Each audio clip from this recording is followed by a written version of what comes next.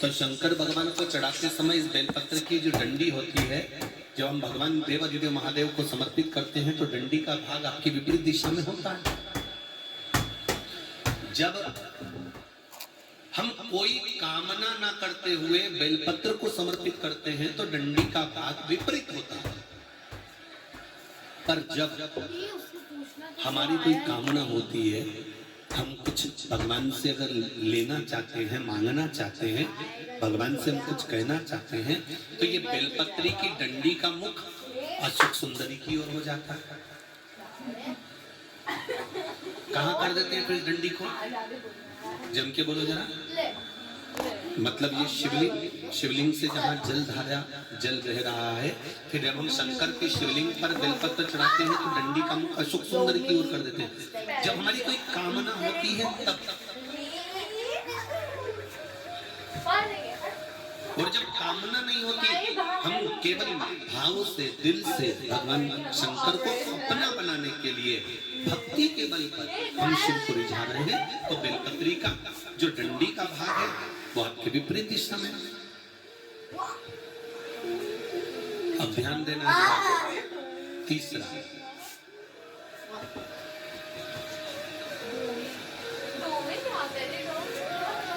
शंकर भगवान को जो बेलपत्र चढ़ती है वो उल्टी चढ़ती है।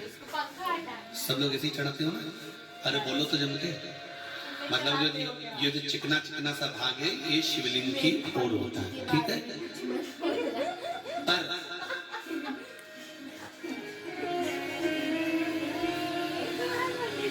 जब नंदी को बेलपत्र चढ़ती है,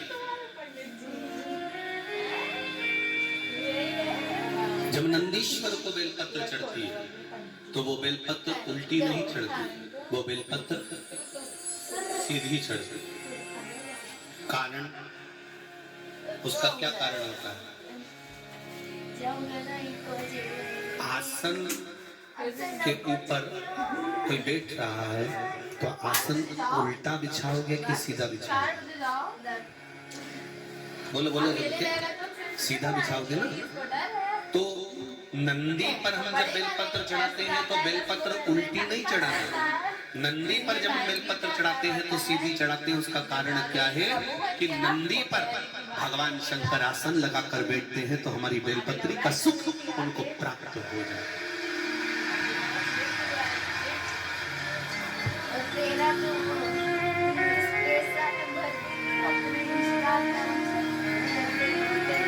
हमारी बेलपत्री का सुख भगवान शंकर जब उस पर विराजमान हो, आसन लगाए, उस पर बैठे, तो उसका फल हमको प्राप्त, उसका फल हमको मिले। शिवरात्रि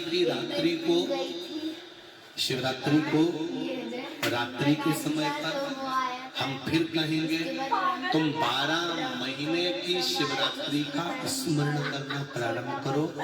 हम आपसे केवल इतना जरूर कहेंगे कि बन सके प्रत्येक शिवरात्रि को थोड़ा सा मिट्टी का शिवलिंग का निर्माण कर कर उसकी पूजन कर कर विसर्जन कर दिया। बन सके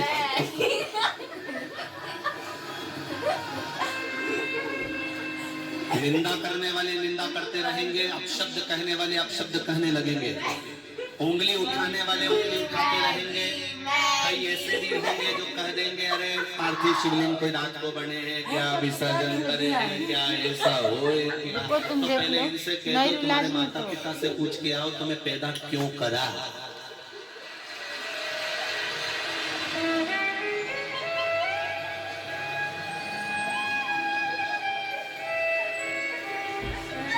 अरे तुम्हें गौरव महसूस होना चाहिए। एक महाराज सोफे पर बैठा था, सारे घरों से उसने शंकर जी को बाहर निकाल दिया, तब एक भी ये धर्म के दलाल आकर नहीं बोले कि शंकर जी को बाहर निकाल दिया। और आज शंकर सबके घरों में पहुंच गया तो लोग उंगली उठाना चालू कर देते हैं कि शिव जी का कोई रात्रि को शिवलिंग बन सकता है।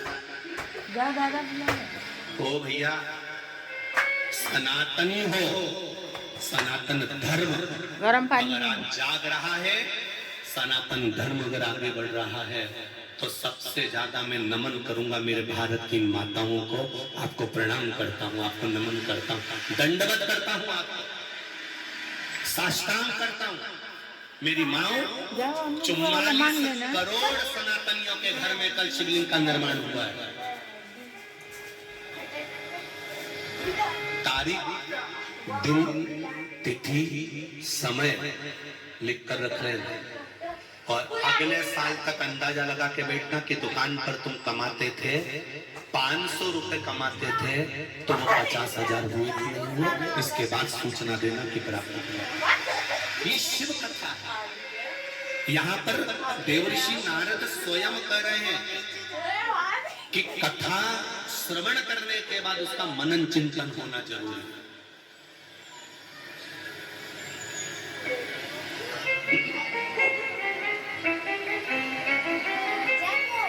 कथा श्रवण होने के बाद में उसका मनन चिंतन करो कि कथा हमने सुनी है तो उसका मनन चिंतन करें कि हमने जो भगवान को बेलपत्र चढ़ाई शिव जी ने स्वीकार करी कि नहीं करी, हमने जो पुष्प चढ़ाया शंकर भगवान ने स्वीकार करा कि नहीं करा, हमने जो चावल चढ़ाया वो भगवान शंकर ने स्वीकार करा कि नहीं करा।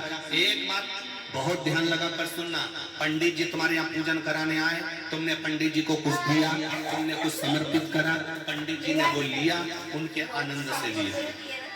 पर कई लोगों की दृष्टि होती है कि पंडित जी ने गणेश जी के दिनों में गणेश जी बिठाए थे, रोज पूजन करने आते थे, हम तो एक डब्बा प्रसाद चढ़ाते थे, पंडित जी इतना लेकर चले जाते थे। नहीं नहीं नहीं, तुम्हारा काम है देना, पंडित जी का काम है लेना।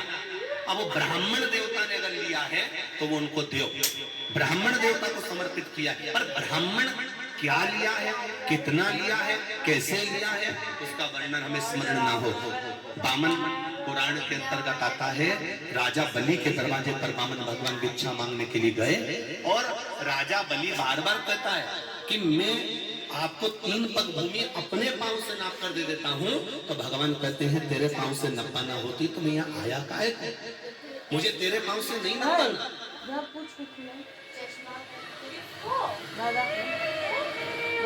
मुझे तुम्हारे पांव से नहीं नपाना, मुझे तो अपने पांव से नापना। ये हमको लगता है इतना मिल गया होगा, इतना रह गया होगा, इतना चले गया होगा। अरे हमने एक चावल का दाना अगर शंकर जी के मंदिर में चढ़ाया है, एक बेलपत्र हमने शिव जी के मंदिर में समर्पित करी है, एक धतूरा हमने शंकर भगवान को चढ़ाया है, एक लोटा जल हमने शंकर भगवान को चढ़ाया है, एक लोटी दूध की हमने शिव जी को समर्पित करी है, तो हमको भूल जाना चाहिए कि हमने शंकर भगवान को क्या दिया। फिर देवादिदेव महादेव आपको क्या देते हैं ये देवादिदेव महादेव भी जान सकते हैं, वो कितना देंगे ये वो जानते हैं। ब्राह्मण को दक्षिणा दी, ब्राह्मण को तिलक लगाया, ब्राह्मण को वस्त्र दिए, ब्राह्मण को आभूषण दिए, उसके बाद हमको नहीं सोचना कि हमने ब्राह्मण को जो दिया वो एक बार देने के बाद भूल जाना है। फिर ब्राह्मण देवता आपको क्या आशीर्वाद देते हैं, ब्राह्मण देवता क्या आपको आशीर्वाद के स्वरूप प्रदान करते हैं, ये ब्राह्मण देवता ही जान सकते हैं।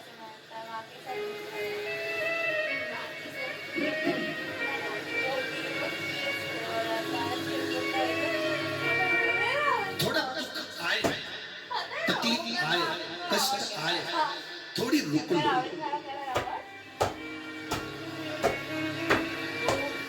स्पीड ब्रेकर देखें, गति अवरोधक,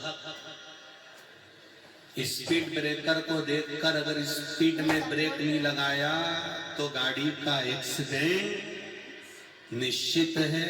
कहीं खड्डे में जाकर गिरे पड़े होगे, कहीं जाकर गिर गए होगे, उठ नहीं पाओगे। स्पीड ब्रेकर कहता है कि मुझे देखकर गाड़ी को रोक लीजिए। उसी तरह चलती हुई गाड़ी है, खूब जोरदार जिंदगी जी रहे हो, खूब एंजॉय कर रहे हो, आपका जीवन आप अलमस्त होकर जी रहे हो, पर शिव महापुराण की ये कथा स्पीड ब्रेकर का काम करती है कि थोड़ी देर रुककर शंकर की भक्ति को कर लो, नहीं तो कहीं उछलकर दूर जाकर नहीं फेंका जाओ। अहंकार में, काम में, लोभ में, आसक्ति में, वासना में, तृष्णा में कहीं पड़े ना मिल जाओ।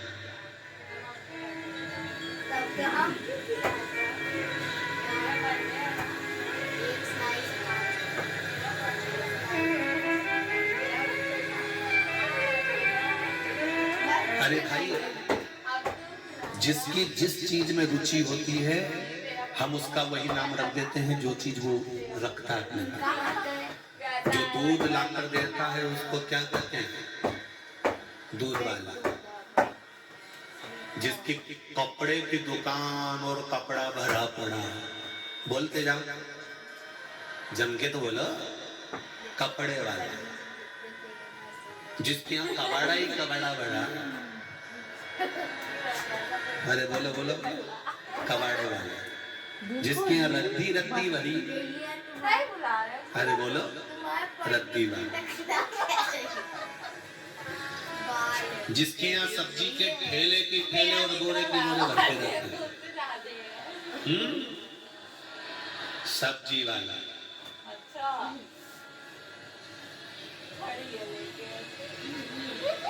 और जिसके अंदर लोभ ही लोभ भरा हो, लोभी। जिसके अंदर क्रोध ही क्रोध भरा हो, क्रोधी।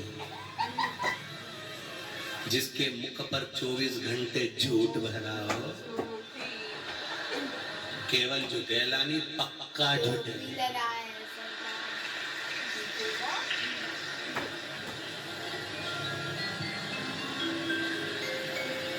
एक संत काशी में गंगा जी नहाकर आ रहे थे, पास में से चंडाल निकल कर गया।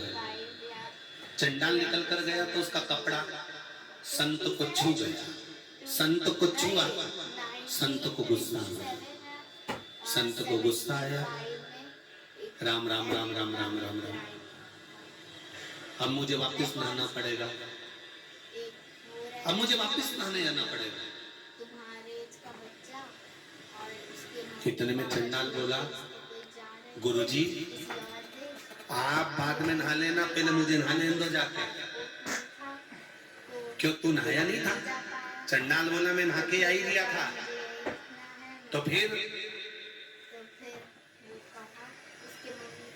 आप छुआ गए ना मुझसे, तू है तो नहाना मुझे पड़ेगा कि तुझे पड़ेगा?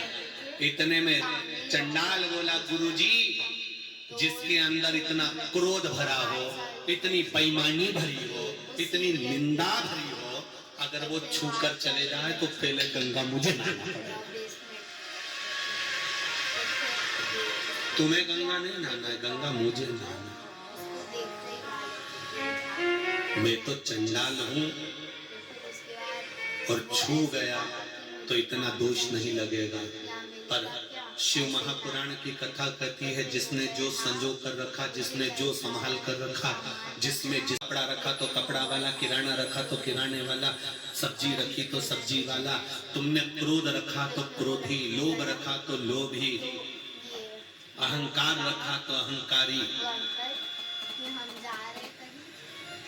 और यदि भगवान को अपने भीतर रख लिया तो भक्त बन जाता है, फिर उसको कहीं भटकने की जरूरत नहीं पड़ती, कहीं नहीं भटकना। फिर उसको भटकने का काम नहीं है, फिर तो उसको परमात्मा की भक्ति प्राप्त हो ही जाती। शिव कथा कर रही है, 6 सूत्र हैं, उसमें 6ठे नंबर का जो सूत्र है वो सूत्र कहता है कि अगर कुछ भी नहीं कर सकते तो शंकर के प्रति समर्पित हो जाओ। शंकर के प्रति समर्पित कैसे? देवर्षि नारद ने कहा, ना शंकर की कभी हमें निंदा सुनना है, ना हमें शंकर की कभी निंदा करना है। शंकर के भक्त की ना निंदा सुनो, ना शंकर के भक्त की निंदा करो। जीवन में अगर मौका मिल जाए तो शिव आराधना का इससे सुंदर कोई साधन नहीं है कि हम ना निंदा करेंगे ना निंदा। पर इतनी बुरी आदत है ना हमने, जब तक हम 2-4 की निंदा नहीं सुन लेनी तब तक चाय भी हमारा घुट में नहीं उतरेगी।